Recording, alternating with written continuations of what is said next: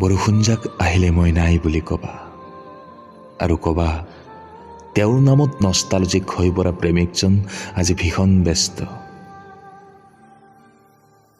অভিমান আছিল বৰষুণৰ সেই টোপালবোৰৰ শীতলতাক লৈ। আৰু বৰষুণৰ এনে এটা দিনতেই মই তেওঁৰ হাতত গুজি দিয়াৰ কথা আছিল এপাহি সপোনৰ গোলাপ।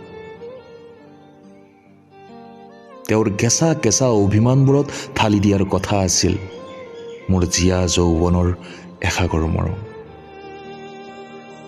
তেওঁক ভাল পাওঁ বাবেই কাহানিও মৰুভূমি হ'ব দিয়া নাছিলোঁ মোৰ হৃদয়খনক। নাজানো এইবোৰ মৰম নে অভিমান, কিন্তু এদিন একো নোকোৱাকৈ তাই সপোনবোৰক এৰি দিছিল এক বিশাল শূন্যতাত।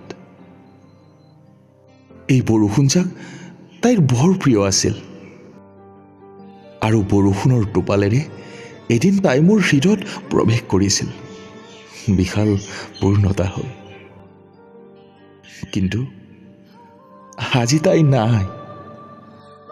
এতিয়াও জোনাকৰ দেশৰ এটি তৰা হৈ তাই মোক সদায় অভিমান কৰি কয়, মই সুখত আছো সোণ।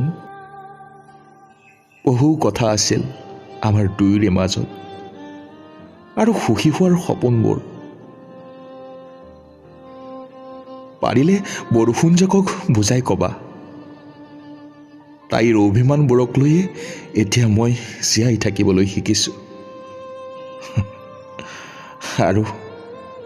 আৰু সজাই তুলিছোঁ দুয়োৰে সপোনৰ চহৰখন।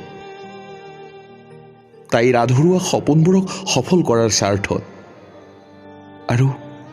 আৰু প্ৰতি নিশাই হেৰাই যাওঁ তাইৰ কেঁচা কেঁচা অভিমানবোৰৰ মাজত মোৰ জীয়া যৌৱনৰ এসাগৰ মৰম সিঁচি।